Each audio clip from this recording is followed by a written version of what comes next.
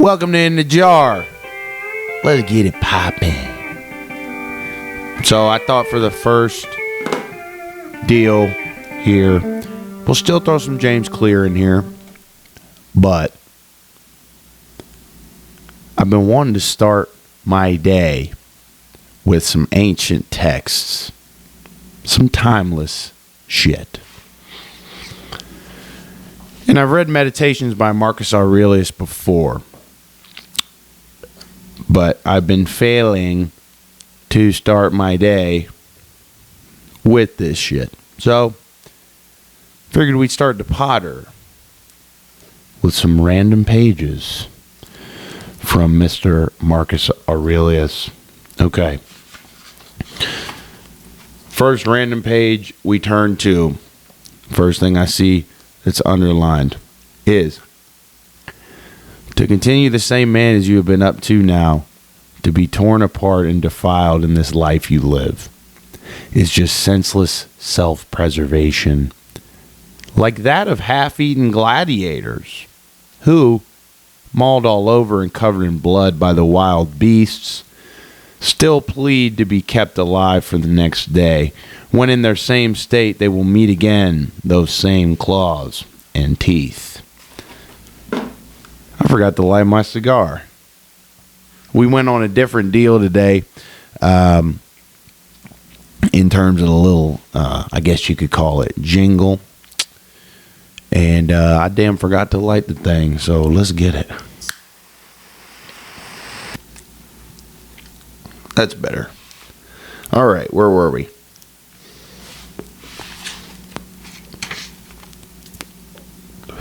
A man following reason in all things combines relaxation with initiative, spark, and composure. So, I don't know a ton about Marcus Aurelius. What I do know is, in a sense, he's the father of Stoicism. Stoicism being staying even, weathering life's difficulties calmly but surely. Marcus Aurelius spent his days, I believe, in ancient Rome, and this book is a collection of his journalings. So, constantly reflect that on all the things which happen now have happened before. I think a main idea of this whole Stoicism thing is, you ain't special. And when you start to personalize life, when you start to say, why me? Life gets a little harder. You know what I mean? That's just my interpretation of it. And he will be indifferent if he looks at these things both as a whole and analyzed into their parts. The things themselves are inert. It is we who procreate judgments about them. I hear this a lot in my meditation practice.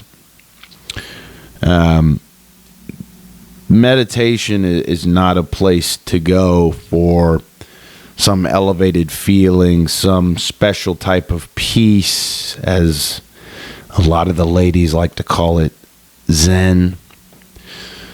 Meditation, from my understanding, is simply a place to go to acknowledge reality for what it is, without our thoughts or judgments clouding this whole thing, right? Our thoughts are going to come, and when they do come, you acknowledge them and you let them go. But judgment is the big one that's being addressed there. You should avoid flattery as much as anger in your dealings. Both are against the common good and lead to harm. There's nothing manly in being angry. Now, this is an ancient motherfucker, y'all. So this man was spitting things back then that still hold true today. Anger is as much a sign of weakness as is pain. That's interesting. Is pain a sign of weakness? Marcus seems to think so, but I may disagree with that. Anything else? This is the last one I'll do. The fear of pursuit of public opinion or some other such poor motive. So I'll read the whole thing and then we'll wrap up with Marcus. You yourself have many faults and are no different from them. If you do refrain from some wrongs, you will still have the proclivity to them, even if your restraint from wrongs like theirs is due to the fear or pursuit of public opinion or some other such poor motive.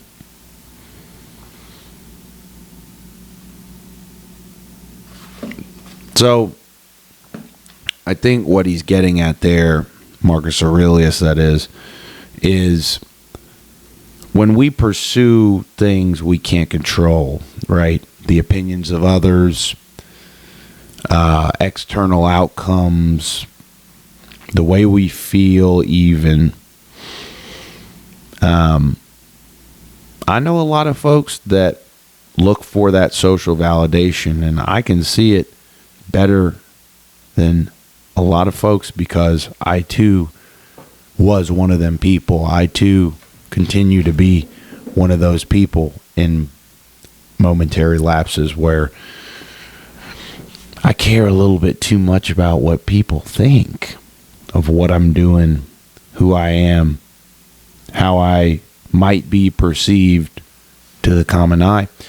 And it's just unnecessary because it's out of your control. And I think it's a deep-rooted issue in everybody because it's human nature to be accepted by the tribe. Not human nature to be accepted by the tribe. It's human nature to be wanting to be accepted by the tribe. Because our ancient hardwiring in our brains, right? I'm talking animal brain from way back, BC, baby. You know, if the tribe excommunicated you, you died.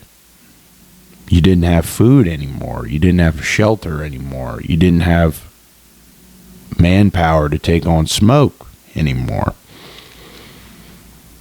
So that's in our ancient hardwiring. That's why public speaking seems to be so hard. Is that you want to be liked. We all want to be liked. But Marcus, old Uncle Marcus, he tells us that's a futile pursuit, baby. So, anyway, thought that would be cool to bring that up. We're going to do James Clear now. So, this is this past Thursday's 3-2-1 newsletter. 3 ideas. Wisdom is the echo of experience. Number 2, early feedback is usually better than late criticism. Okay. Delaying the conversation or stringing someone along with indirect feedback won't make them feel better once the real issue is finally addressed. Nobody likes getting bad news, but everyone appreciates clarity. I guess, he's kind of talking about addressing an ugly thing before it gets uglier, right? Number 3, a simple recipe for finding opportunities. Number 1, be pleasant. Number 2, ask questions. Number 3, engage daily. It's hard for a warm and pleasant person who is asking a lot of questions and engaging in their industry daily to not come across interesting opportunities. Simple, but not easy. I feel like I could be better at the third one. I tend to have some recluse tendencies every now and then, Just part of who I am. I like to recharge out in the woods every now and then. All right, 2 quotes from others. 1, entrepreneur and investor Paul Graham on fooling yourself. If you're trying to choose between 2 theories and one gives you an excuse for being lazy, the other one is probably right. Number 2, writer and scholar C.S. Lewis on why small choices matter.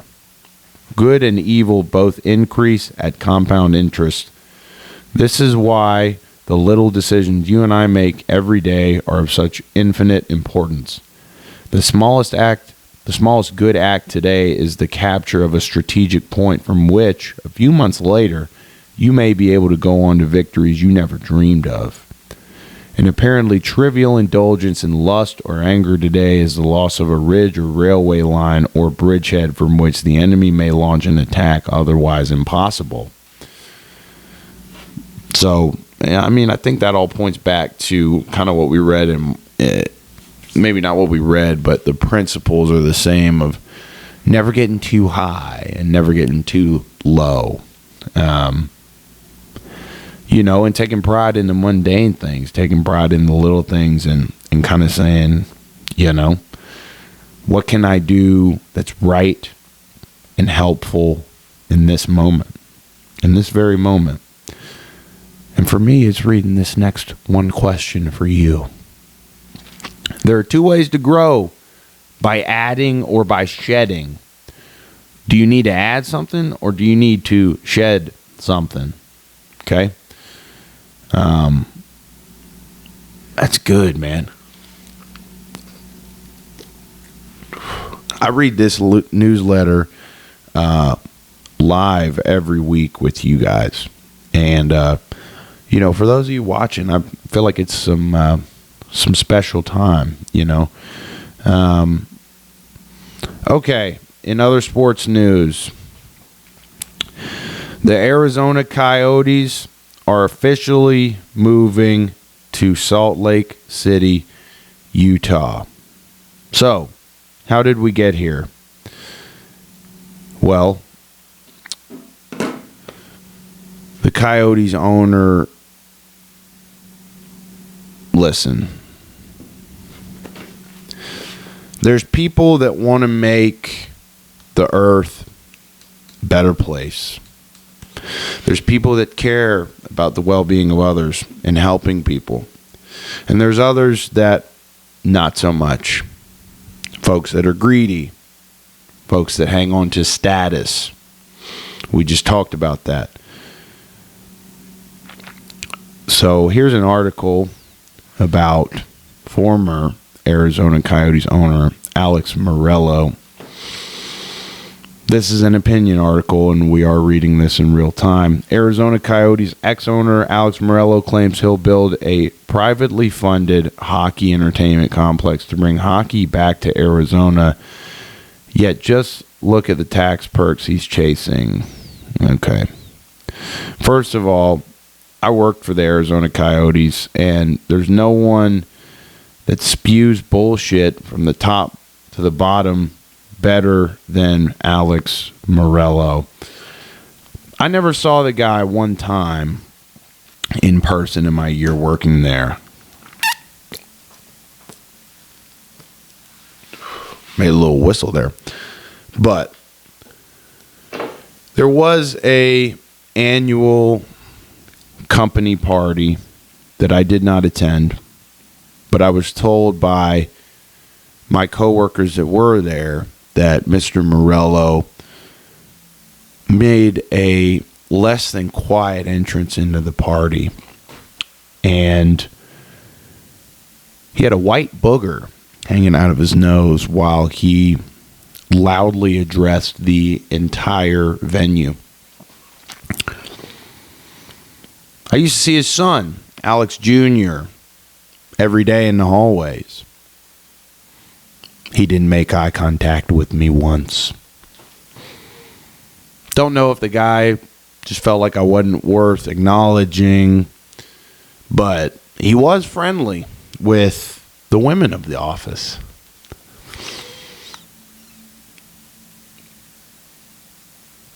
Rumor has it, or better yet, what we were told as employees,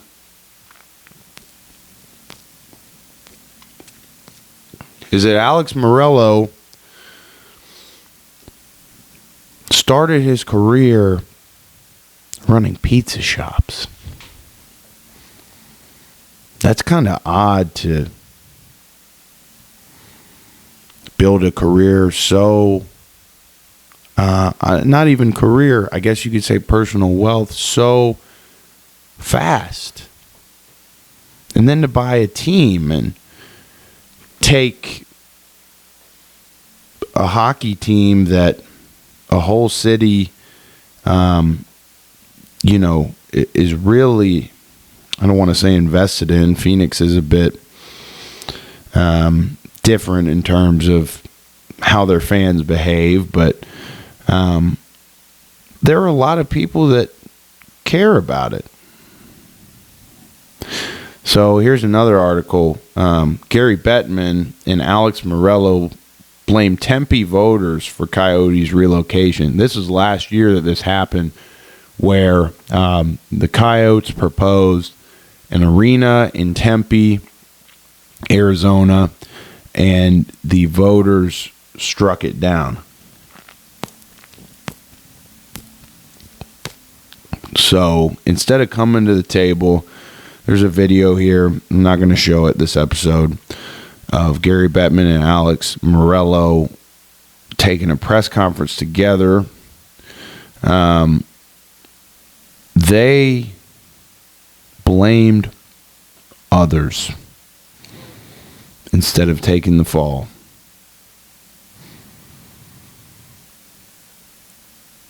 I just, I saw this slew of videos on Twitter the morning after the Coyotes' final game Wednesday night.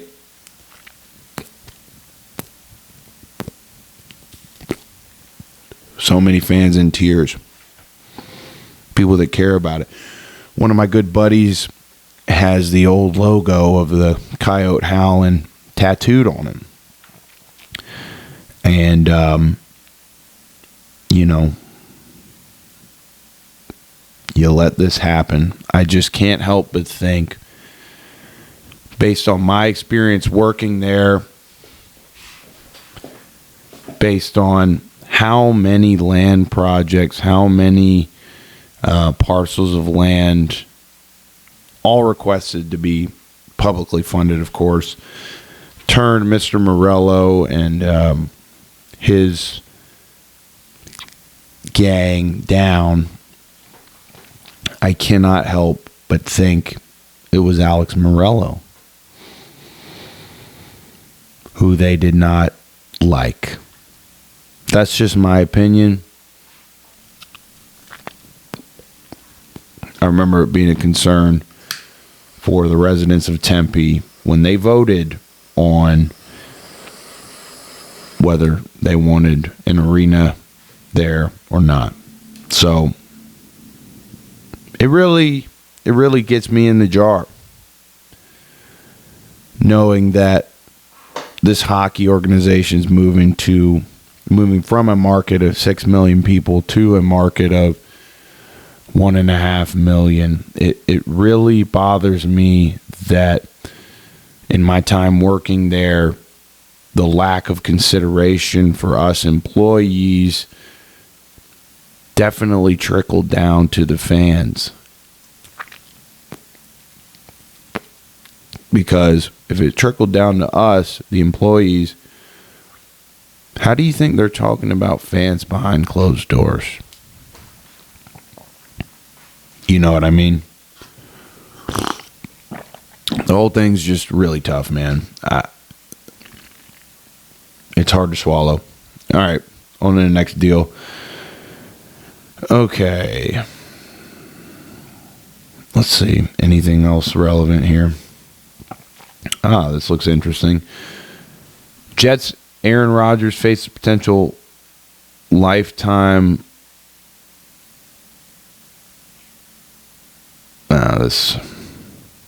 I can't confirm the credibility of who wrote this. It says Jets Aaron Rodgers faces potential lifetime suspension from NFL due to suspiciously speedy recovery. That's clickbait. I'm not going to read that to y'all. All right. Next deal. This is the real deal. We're going to get in the jar here. Okay.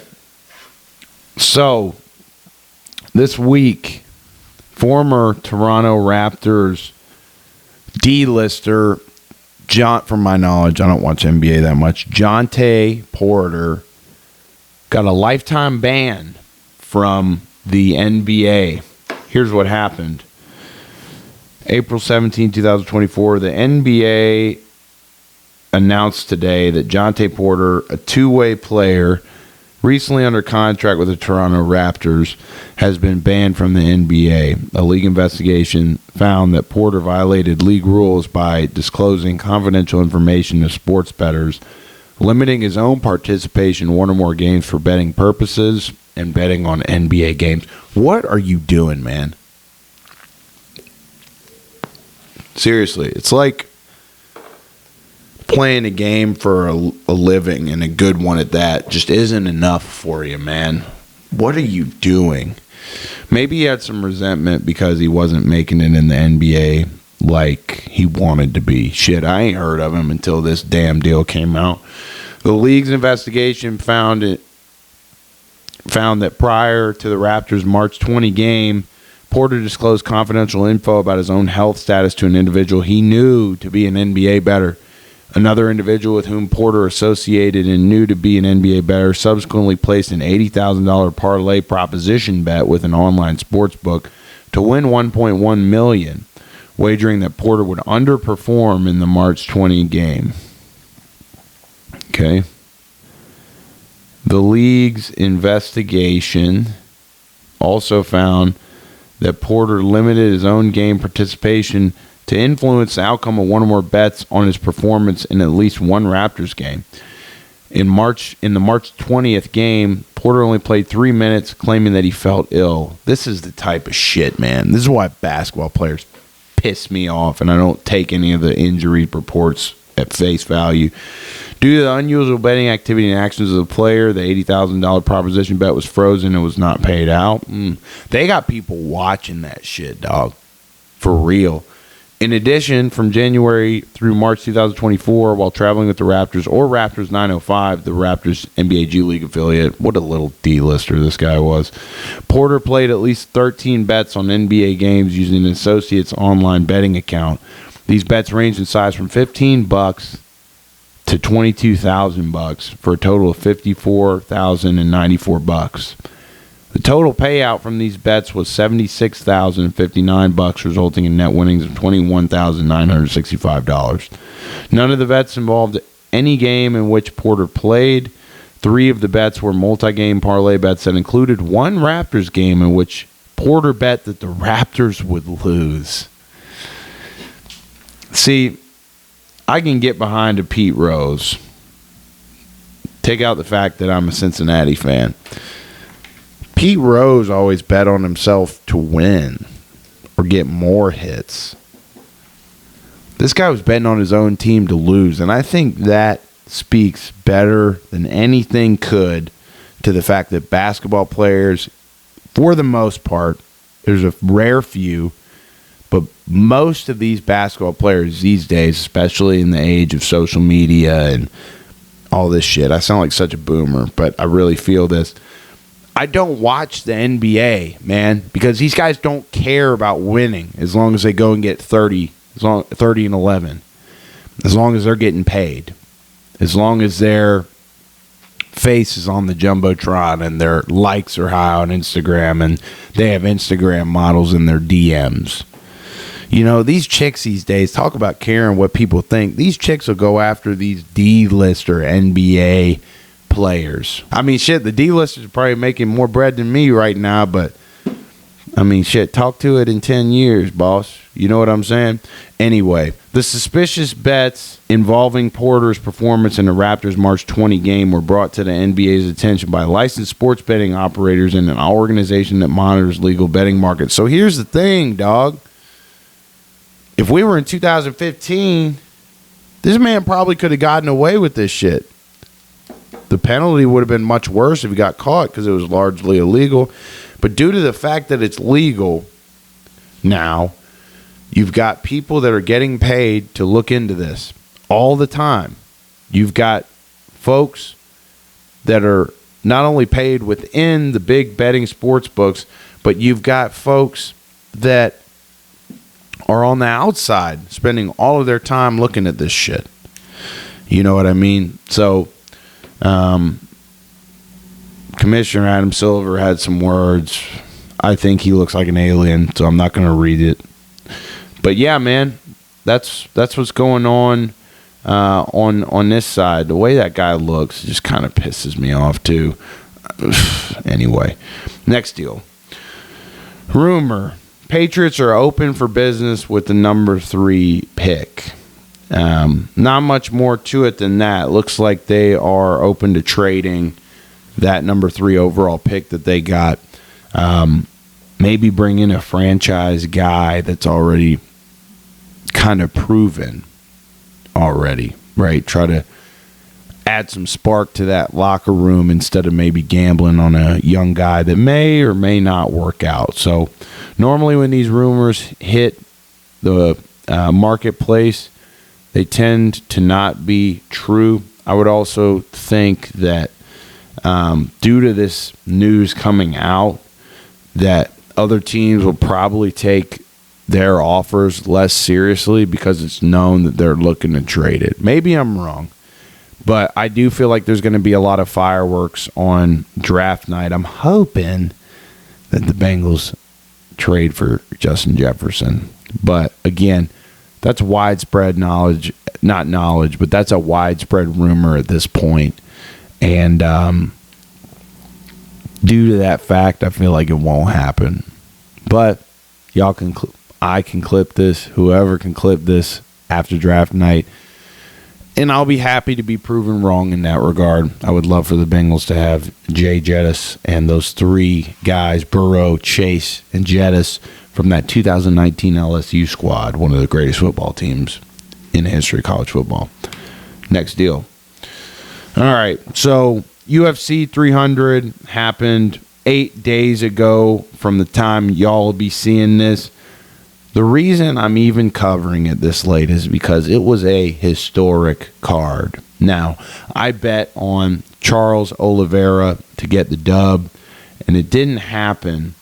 But at the end of, I believe it was the fight, it was definitely at the end of one of the rounds, Charles, who is known for his jiu-jitsu prowess, got my man Arman Sarukian in a Darce choke. And I remember watching the fight, and he's like sticking his tongue out, and I'm sitting here thinking, like, you know, I didn't know if he was finished or not. I didn't think he was finished, but I remember seeing Oliveira stick his tongue out and being like, fight's not over. Like, you know, the other guy won more rounds. Like, what's going on? And he said after the fight that he thought Arman was out cold from his Darce choke, which is why he stuck his tongue out. Oliveira didn't end up getting the dub. I think he lost on a decision. And those Darce chokes, dude, they don't feel good, and they looked tight. So, you know, I thought that Oliveira was at a good price, and he was at a good price for a reason, because he didn't end up getting the job done. But I thought it was a good fight from him, and the other guy across from him, I'm scared to pronounce his name again, was just too good. So, next deal. Max Holloway got him $600K from his performance. Feel like everyone who's relatively a sports fan on the face of the earth got to see that knockout. And it was so good, we're going to show it again.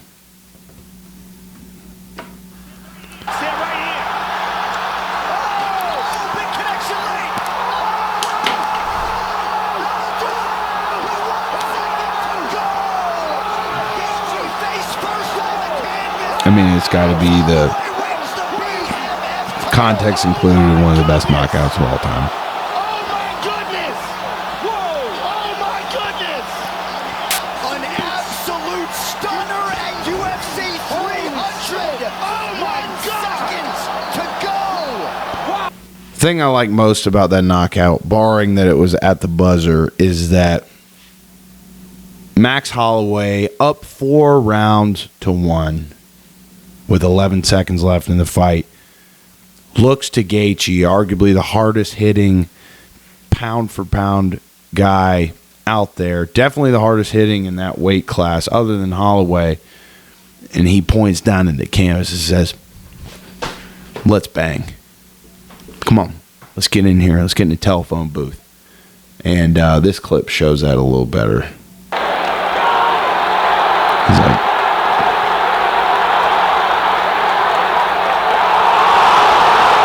and the noise of the crowd, bro.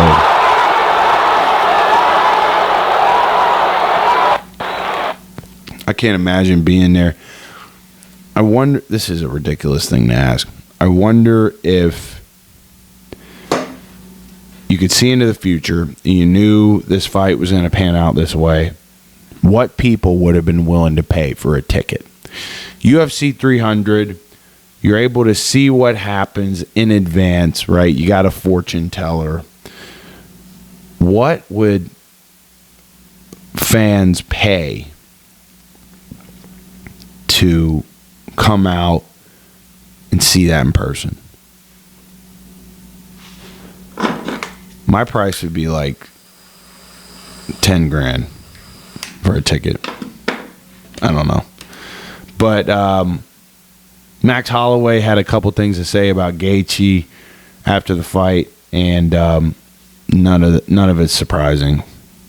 I was hurting, but if I get a hurt line, it's more dangerous. I was on the crazy. Every time I heard him, he had the craziest look in his eyes. I was like, "F this." I wouldn't fuck with that. Nothing dumb. I was hurt. He's standing right here, Chum. Gaethje, you freaking animal, brother. That's what he just said about you. No, you're a freaking animal. Stop kicking my leg. You're such a for that.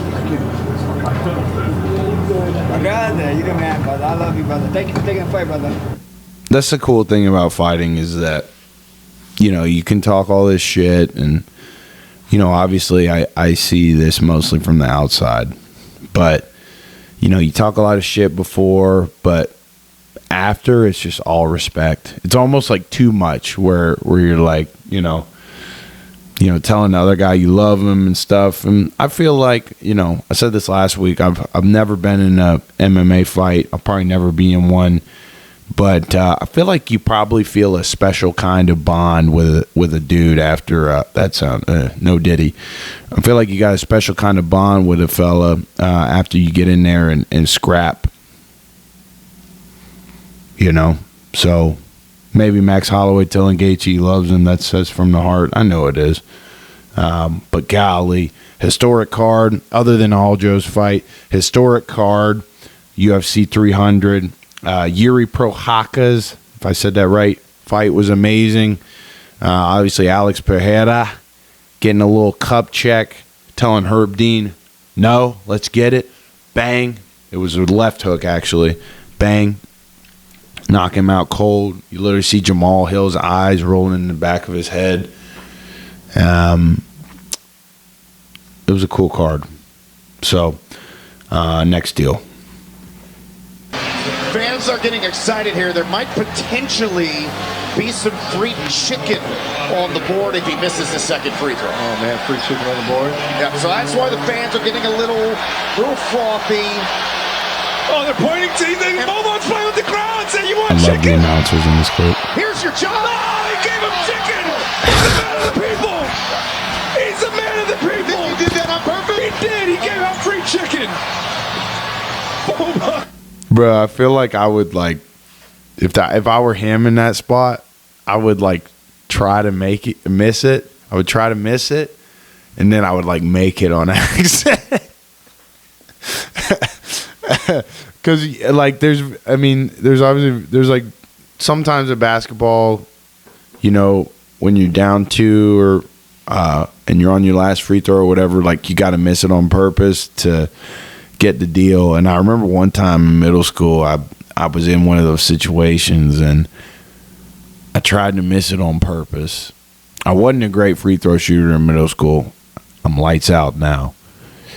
But in middle school, I couldn't buy a free throw a lot of the time.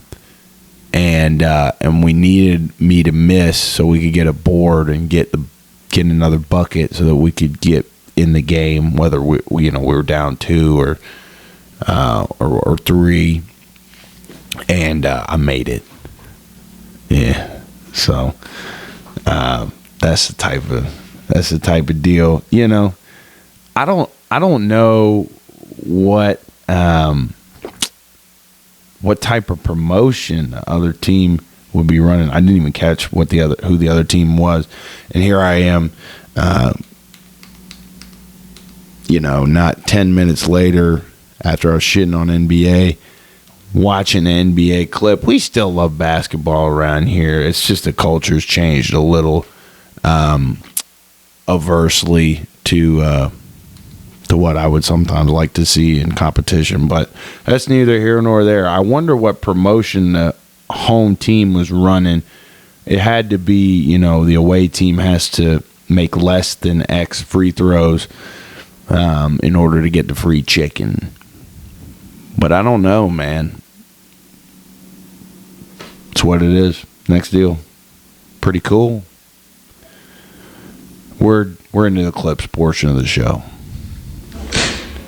Hell yeah. I feel that. He wasn't fucking with that either. He was kind of like, I get why you're doing it, but he wasn't fucking with it.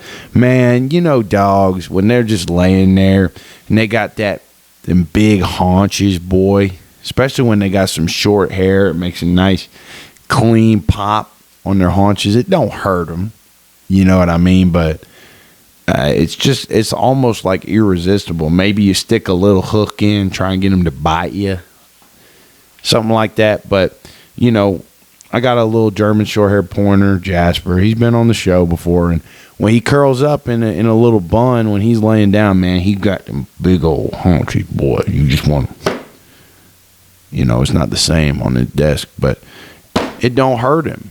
You know what I'm saying? You telling him you love him, and you give him a good, strong pat, and that thing will reverberate through the damn house, boy. Straight up. So, I don't know. I literally saw that video like minutes before we started shooting, and hit home a little bit. You know what I mean? Next deal. That's how I'm fired. I'm strong. I'm strong. I'm strong. Strong. And I'm louder than that whole team. They got like 5 people there. Look how loud. Thought he said the N-word. We couldn't hear you, bitch.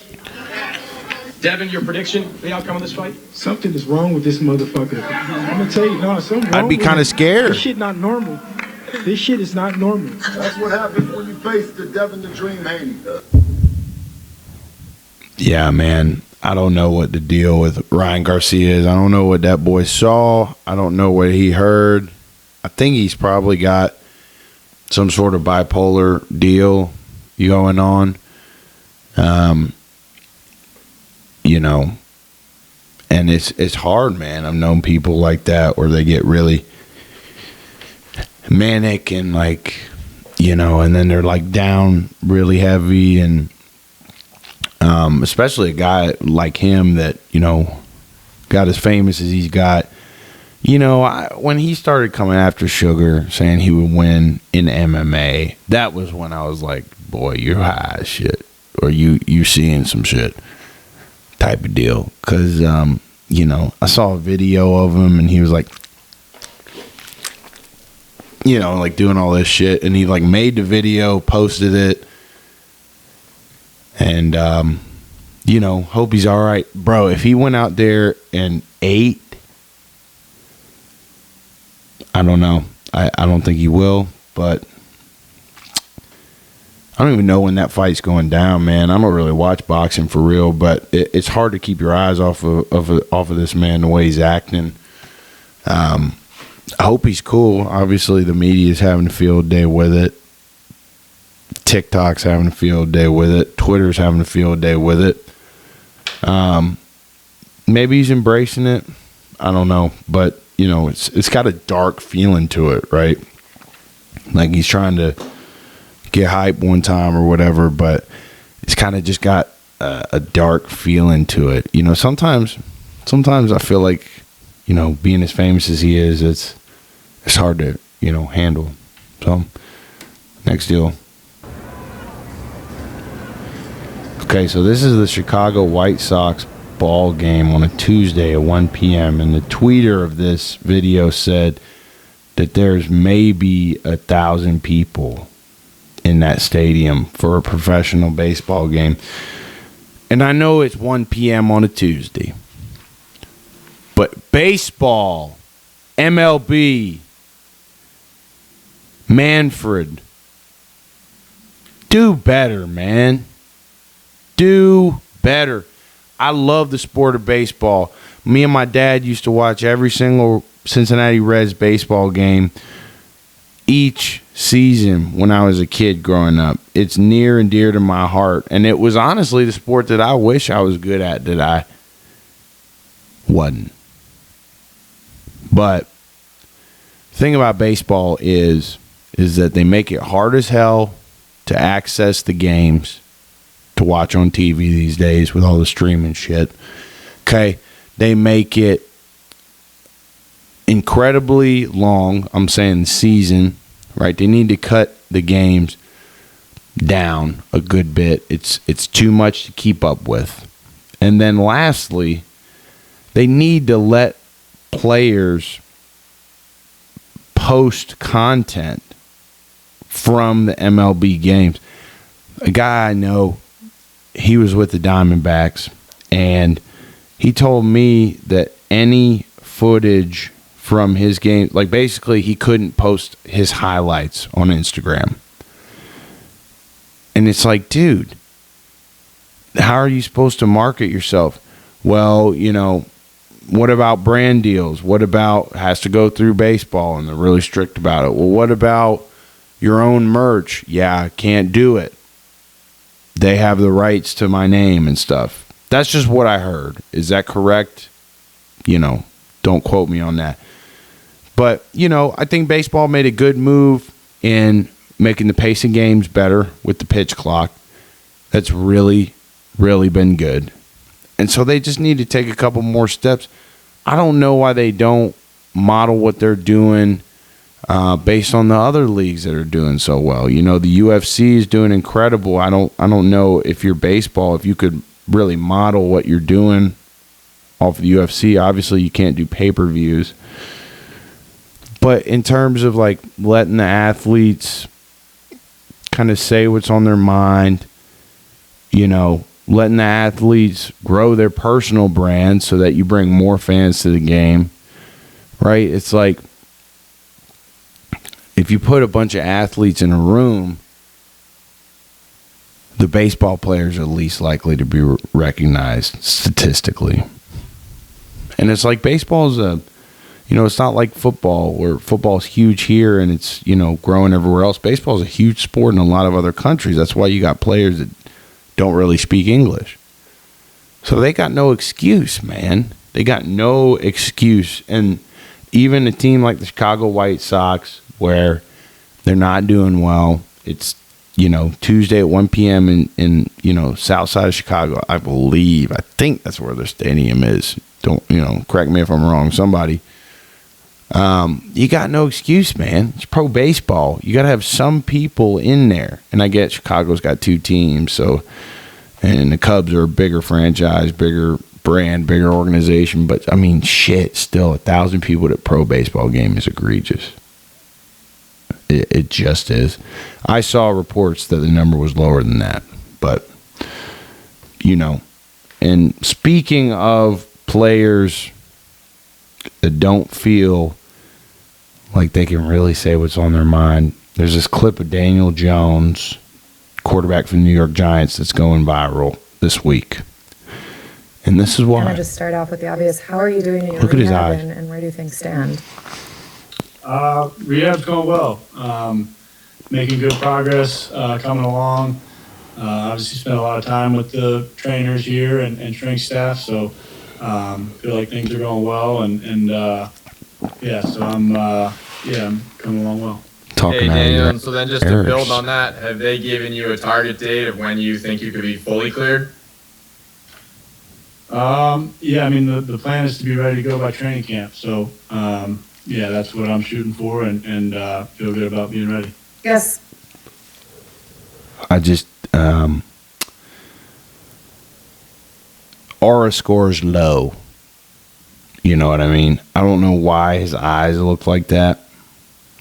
He has to just be chronically stressed and knowing that if he doesn't play well this season, that he's probably on his way to bust status, if not close to already being there. You know? It just seems like he has trouble handling the pressures that come with doing what he does. And, I mean, who am I to speak on that? But, you know, he's giving boilerplate answers. It's clear he's talking out of his ass. And I know what talking out of your ass looks like because I do it every week type shit. But it's like, come on, bro. Like, I don't know. I feel maybe some guys feel like if they let their personality go a little too much, that they're going to get reprimanded by someone in the league. And I feel like that's the dark side of the NFL's power. But I also feel like if you're playing at a certain level, because there are guys that show personality, but there are always guys that are playing at a certain level where they're sure of themselves enough to say, yeah, I can wild out a little bit, but my value on the field is so high that, you know, even if this brings dismay to certain people within an organization or within the league, you know, I'm insert name here. And football is like that, you know. Even in college, you know, there were some guys on my team that could be late to a meeting, and there were some guys that if they were 5 minutes early to the meeting, it wasn't good enough. They're getting chewed out. And I feel like you can guess which one was which, right? The uber talented guy was the first guy. So, I mean, it's just weird. I mean, a clip like that just kind of tells me that Daniel Jones is struggling. Next deal. Wife. Life good. Wife fight back. Kill wife. Wife gone. Yeeted her. Think about wife. Regret. My dog was quick to anger. The Instagram account's literally called Ride Wife. I clicked on that account and they just post the same clip every day. I feel like whoever made that video, if they made more, like different ones, it'd be fire, you know. But my boy was just hella introspective. He was quick to anger with his wife. Yeeted her a little too far, and he was thinking about it after. He was all toned up type shit, you know what I mean? So I think that's the last clip of the week, and it is. So if we hit you in the chest this week, hit that subscribe button for me.